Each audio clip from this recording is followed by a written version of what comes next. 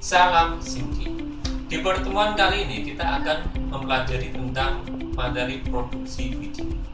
Nah, diupayakan di pertemuan kali ini juga siswa mampu untuk membuat sebuah video simulasi cara kerja di jurusannya masing-masing ya. Nah, untuk lebih lanjutnya kita langsung saja masuk ke materi. Nah, produksi video. Produksi video itu sendiri adalah sebuah ilustrasi audiovisual untuk memberi informasi mengenai simulasi cara kerja, keunggulan, dan pemasaran sebuah produk ketika nantinya kalian memiliki sebuah usaha. Nah, dan ilmu produksi video bisa kalian manfaatkan. Nah, di dalam produksi video ya, itu diperlukan beberapa tim atau kru yang digunakan untuk membuat video tersebut. Nah, untuk yang pertama ya, ada sutradara dan penulis naskah. Untuk sutradara sendiri itu nantinya yang mengarahkan proses pembuatan video. Nah, untuk penulis naskah ya, penulis naskah ini yang membuat cerita, alur cerita di dalam video yang nantinya dibuat. Selanjutnya adalah kameramen yang bertugas sebagai pengambil gambar, tentunya dengan menggunakan tipe shot yang bagus ya, nanti video bisa tampil dengan maksimal. Nah, selain kameramen di sini juga ada audioman. Nah, di sini tugasnya adalah merekam atau membuat suara yang dihasilkan ketika merekam itu bagus, sehingga di dalam proses editing nanti akan menjadi satu kesatuan video yang utuh dan bisa menyampaikan informasi. Audio itu penting sekali. Selanjutnya untuk setelah audio ada tata cahaya dan artistik. Nah, ini sangat penting. Nah, karena ketika kalian mengambil gambar dan ternyata lokasi tersebut kurang cahaya dan artistik atau dekorasinya kurang menarik, otomatis kalian memerlukan kru yang namanya penata cahaya dan artistik yang gunanya untuk mengatur cahaya di lokasi dan mengatur artistik atau dekorasi di tempat kalian membuat sebuah video. Nah, yang terakhir di sini adalah editor video. Nah, tanpa adanya editor video, cerita yang dirancang, gambar yang diambil, audio yang diambil, dan pengaturan cahaya dan dekorasi yang bagus kok tidak diedit, nah maka dari itu video itu tidak akan jadi ya. Nah, selanjutnya tentunya di dalam pembuatan produksi video itu ada tahapan, ada 3 tahapan: tahapan praproduksi, tahapan produksi, dan tahapan pasca. Nah, intinya kalau pra itu perancangan sebelum kalian membuat video, kalau produksi berarti kalian di lapangan untuk memproduksi sebuah video ya. Terus kalau pasca produksi adalah setelah kalian sudah mengambil sebuah gambar, audio ya, dan sesuai dengan cerita yang sudah kalian buat ya, barulah dimasuk ke dalam proses tahap pasca produksi, yaitu nantinya diedit, dijadikan satu sehingga sesuai dengan cerita yang utuh. Nah, selanjutnya karena kalian tadi sudah tahu tentang produksi video, di sini juga ada jenis-jenisnya. Nah, di sini ya saya kelompokkan menjadi jenis-jenis video yang sering sekali ditonton oleh viewer di YouTube. Nah, pertama ada video tutorial. Tentunya kalau kalian ingin mempelajari sesuatu itu perlu adanya video tutorial. Nah, di sini kebanyakan video tutorial itu dibuat di YouTube karena sering viewer yang membutuhkan sebuah video tutorial. Entah itu tentang, kalau di jurusan mesin bisa bubut, di TKR tentang cara memperbaiki motor, kalau di multimedia bisa cara membuat desain yang bagus, kalau di TKJ bisa menyeting jaringan yang bagus itu seperti apa. Nah, untuk yang kedua ada video cover. Ini untuk anak muda atau zaman milenial zaman sekarang. Video cover dan dance ini sangat digemari oleh pencinta K-pop ya. Nah, selanjutnya di sini juga ada video blog ya. Yang sekarang ini sangat viral-viralnya banyak orang atau YouTuber yang membuat video blog. Karena dengan video blog ya, konsepnya itu ya tentang kehidupan sehari-hari mereka, yang tentunya ya kehidupannya yang luar biasa. Di sini juga ada video review produk. Nah, contohnya, kamu punya keahlian di dalam pembuatan video, ada sebuah perusahaan ingin memasarkan produknya, kalian mampu untuk membuat sebuah video review tentang produk tersebut, dari keunggulannya, kekurangan, ya, sehingga nanti kalian juga mendapatkan income dari pemasaran produk tersebut. Nah, untuk yang pencinta gaming juga ada yang namanya video game streaming. Nah, di sini banyak anak muda yang suka main game, ya, itu mesti sering sekali nonton YouTube ya tentang gaming streaming. Ya. Nah, selanjutnya di sini di dalam pembuatan video, nah, ada tahapannya. Nah, tadi ada tahapan praproduksi, berarti perancangan. Nah, di sini kalian sebelum membuat video harus punya ide. Itu adalah buat sinopsisnya, ceritanya, ringkasnya seperti apa. Terus untuk treatment, nah, treatment di sini adalah sebuah urutan adegan. Nah, berarti adegan pertama itu ngapain, kedua ngapain, ketiga ngapain. Dan di sini juga ada naskah untuk tahap selanjutnya. Untuk naskah sendiri adalah satu tulisan, ya, berupa gambar sebuah urutan adegan berdasarkan pengembangan ringkasan cerita. Nah, nanti berarti dari adegan-adegan tersebut di naskah akan ada sebuah dialog, suasana, nah, tentang keadaan di lokasi, ya, yang nantinya akan divisualisasikan dalam bentuk video. Nah, ini contohnya. Nah, di sini untuk idenya kita membuat sebuah video tutorial, yaitu cara install aplikasi di smartphone. Nah, sinopsis, ada seorang wanita, ternyata baru beli HP. Nah, saat dia punya HP baru tersebut, dia tidak tahu cara untuk install aplikasi di smartphone-nya. Oleh karena itu, temannya itu membantu untuk memberitahu dia cara install aplikasi di smartphone.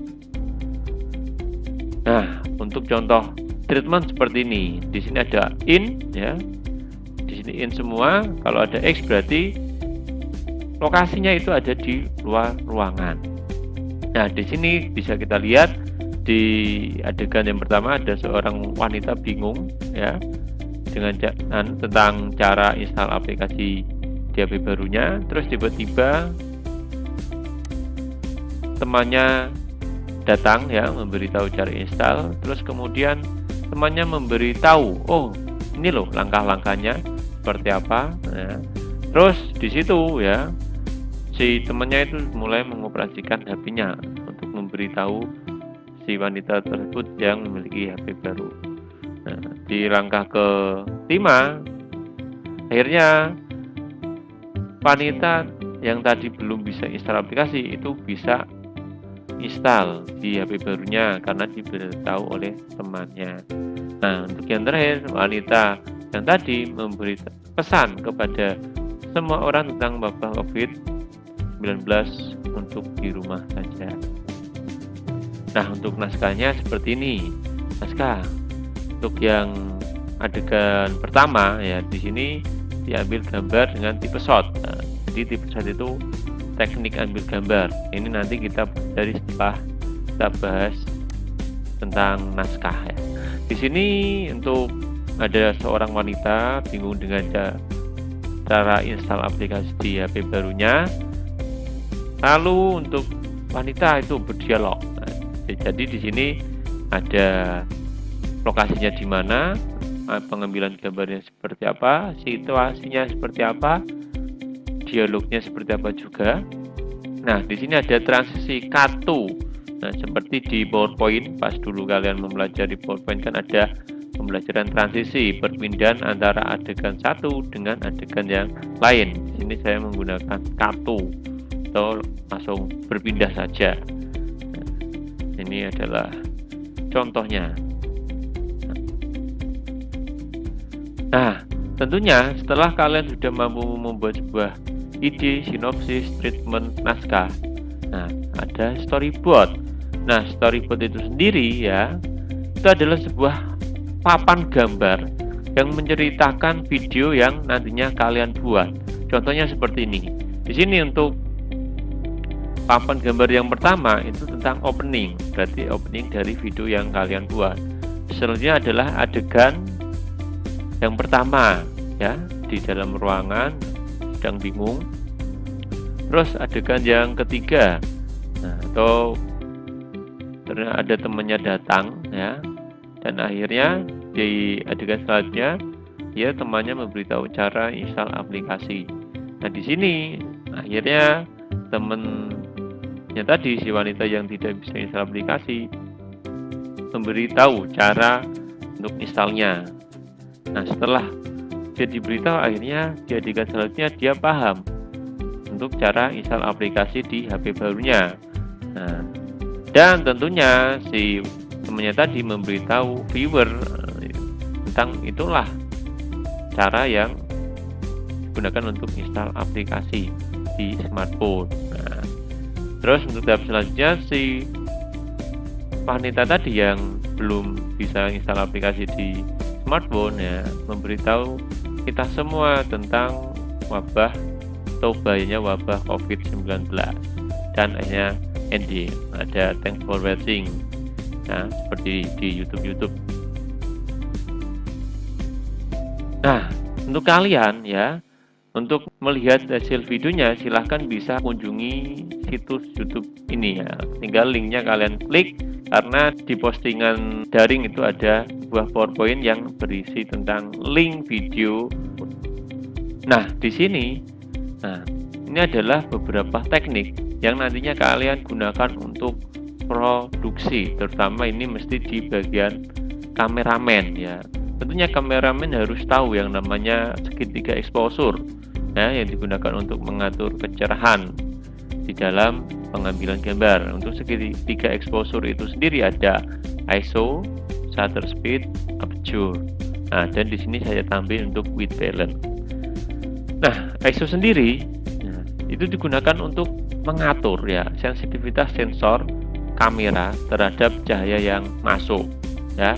Semakin tinggi, ya, semakin tinggi ISO-nya, berarti gambar akan semakin cerah, tapi akan ada noise atau bintik-bintik pada gambar yang kalian ambil. Nah, semakin rendah ISO-nya, gambar yang kalian ambil semakin gelap, tapi bintik atau noise pada gambar itu berkurang. Nah, di sini ketika kalian ambil gambar di keadaan gelap, kok kalian tingkatkan ISO-nya kok cerah, tapi ada bintik-bintik, silahkan turunkan ISO-nya, terus pakailah lampu. Nah, selanjutnya adalah shutter speed. Shutter speed ini digunakan untuk mengatur, ya, kecepatan di dalam buka tutup jendela sensor pada kamera. Biasanya shutter speed ini diatur, ya, ketika kalian mengambil sebuah gambar yang bergerak. Nah, contohnya ini ada ketika apel dimasukkan ke dalam air. Nah, otomatis kan kita atur semakin besar shutter speednya, berarti semakin kita bisa menangkap gambar yang bergerak itu dengan jelas. Nah, ini ada contohnya. Nah, di sini selanjutnya adalah ada aperture. Nah, aperture di sini digunakan untuk mengatur besar kecilnya bukaan iris atau diafragma pada kamera, nah, agar biar ada efek bokeh atau blur. Nah, contohnya seperti ini. Bisa kita lihat di sini untuk diafragmanya ada 8. Nah, di sini diafragmanya 1,4. Bisa disimpulkan bahwa semakin besar diafragma berarti untuk menghasilkan bokeh atau blur pada gambar dari objek yang kalian fokuskan itu berarti sama-sama jelas. Sedangkan kalau kalian menggunakan aperture atau diafragma kecil, otomatis kalau pengambilan gambar kalian fokuskan ke objek, ya, berarti backgroundnya bisa menghasilkan sebuah blur atau bokeh. Nah, silahkan kalian bisa coba sendiri. Nah, di HP kalian itu tentunya ada settingan tentang ISO, shutter speed, dan aperture, yaitu namanya segitiga exposure, untuk digunakan ketika kalian ingin mengambil gambar atau video saat memproduksi video. Nah, selanjutnya di sini ada yang namanya white balance. Nah, white balance di sini untuk mengatur keseimbangan putih. Ya. Nah, ketika kalian nanti mengambil gambar, oke lah, cahayanya oke, gambarnya sudah cerah dan ternyata tidak noise, secara otomatis. Nah, kalian bisa ngatur di sini untuk seperti halnya filter lah. Nah, ketika kalian ambil gambar dengan warna biru, ya pakainya tungsten. Nah, ada daylight, ada cloudy, orange, flash, ya. Nah, usahakan sih gambar yang kalian ambil itu terlihat senatural mungkin sesuai gambar yang kalian ambil. Nah, itu tadi adalah materi tentang produksi video. Semoga materi tersebut berguna untuk kalian semua. See you next time.